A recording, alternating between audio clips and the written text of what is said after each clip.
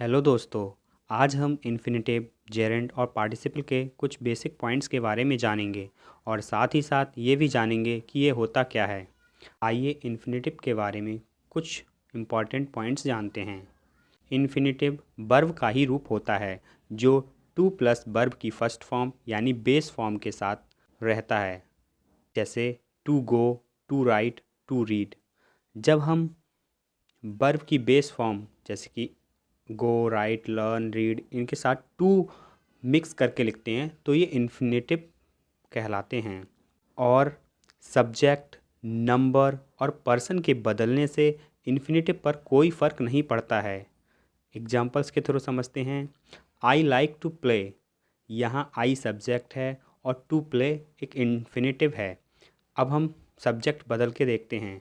He likes to play, यानी कि यहाँ सब्जेक्ट हमने ही आई को ही में चेंज किया, लेकिन टू प्ले हमारा टू प्ले रहा। इन्फिनेटिव में कोई चेंजेस नहीं आए।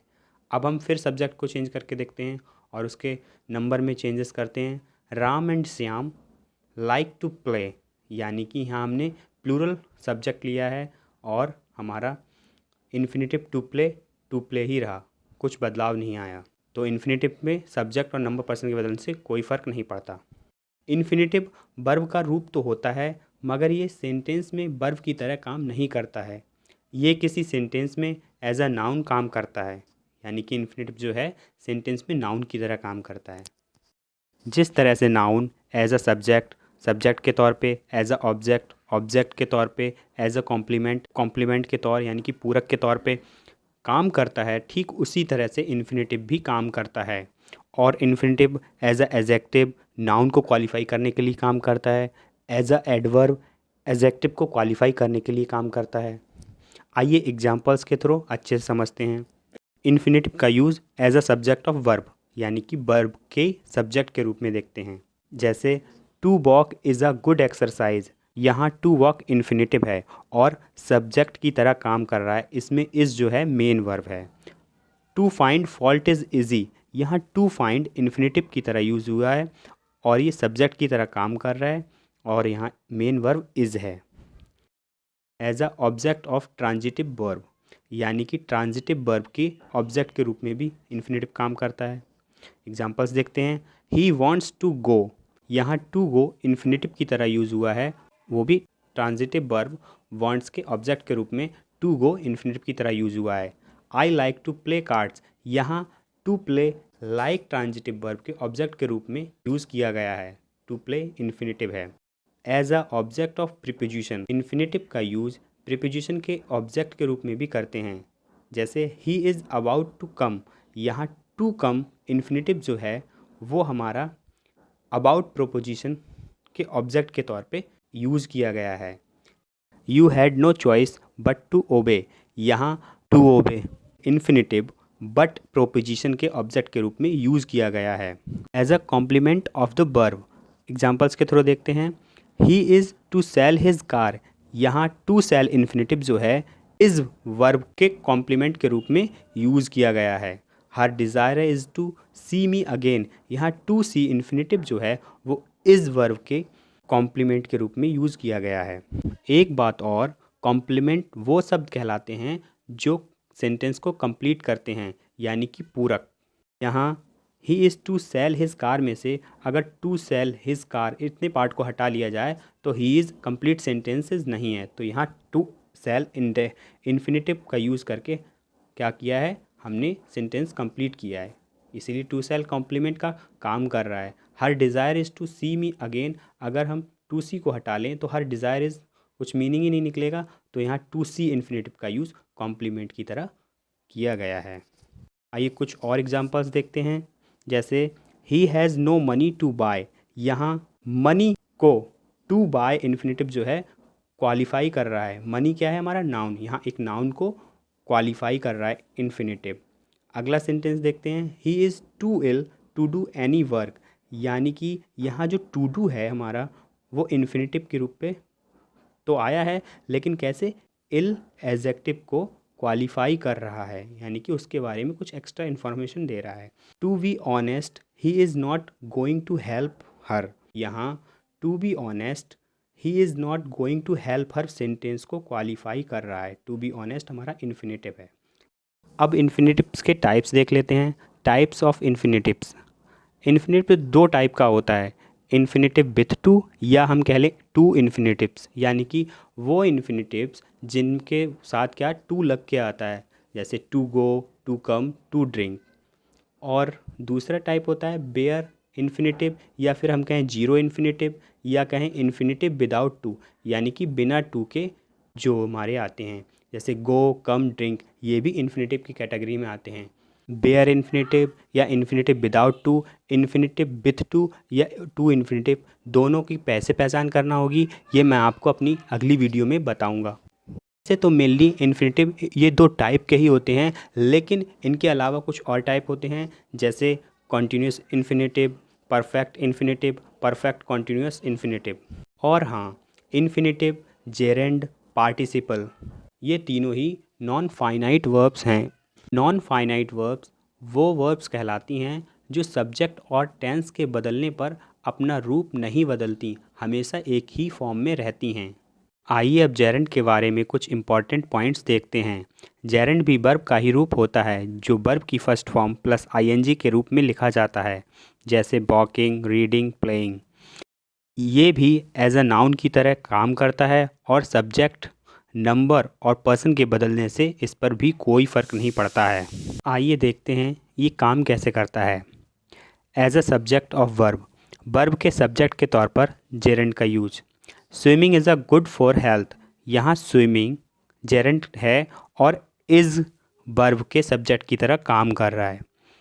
Smoking is a bad habit, यहाँ स्मोकिंग जेरेंड की तरह यूज किया गया है और इस वर्ब के सब्जेक्ट के तौर पर काम कर रहा है। अब देखते हैं as a object of verb, यानी कि वर्ब के ऑब्जेक्ट के रूप में कैसे काम करता है। ही लाइक्स रीडिंग पोइट्री, यहाँ रीडिंग जेरेंड है और लाइक वर्ब के ऑब्जेक्ट के तौर पर यूज हुआ है। आई एंजॉय फ्लाइंग काइट्स, यहाँ फ्लाइंग जेरेंड की तरह यूज किया गया है, लेकिन एंजॉय वर्ब के ऑब्जेक्ट के तौर पे काम कर रहा है ये जेरेंड। अब देखते हैं as a object of preposition, preposition के ऑब्जेक्ट के तौर पर कैसे काम करता है। She is fond of swimming, यहाँ स्विमिंग जेरेंड की तरह काम कर रहा है और ऑफ प्रोपोजिशन के ऑब्जेक्ट के तौर पे काम कर रहा है।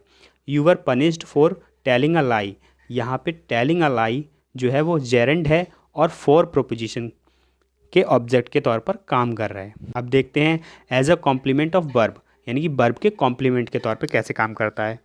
हर हॉबी इज़ डांसिंग, यहाँ डांसिंग जेरेंड है और वर्ब इज़ के कॉम्प्लीमेंट के तौर पर काम कर रहा है। हिज पैसन इज़ गैम्बलिंग, यहाँ गैम्बलिंग जेरेंड की तरह यूज़ हुआ है और इज़ वर्ब के कॉम्प्लीमेंट के तौर पे काम कर रहा है। और हाँ, जेरेंड और इन्फिनेटिव दोनों में ही नाउन के गुण पाए जाते हैं, इसीलिए इनका इस्तेमाल एक दूसरे के स्थान पर कर सकते हैं, जैसे सीइंग इज़ बिलीविंग, या फिर हम कहें to see is to believe. दूसरा एग्जाम्पल देखते हैं, वॉकिंग इज़ एन एक्सरसाइज, या फिर हम ये कहें to walk is an exercise. दोनों ही करेक्ट हैं। आइए पार्टिसिपल के बारे में जानते हैं। ये भी वर्ब का ही रूप होता है और ये सेंटेंस में वर्ब और एडजेक्टिव की तरह काम करता है। आइए पार्टिसिपल के टाइप देखते हैं। Types of participles. पार्टिसिपल्स तीन टाइप के होते हैं, present participle, past participle, perfect participle. Present participle जो होता है वो वर्ब की फर्स्ट फॉर्म के साथ आईएनजी की फॉर्म में होता है, जैसे वॉकिंग, गोइंग, प्लेइंग। और पास्ट पार्टिसिपल जो होता है वर्ब की थर्ड फॉर्म के रूप में होता है, जैसे worked, slept, written. Perfect participle जो होता है वो हमारा हैविंग प्लस वर्ब की थर्ड फॉर्म के रूप में होता है, जैसे हैविंग टेकन, हैविंग गोन। आइए एग्जांपल्स के थ्रू समझते हैं।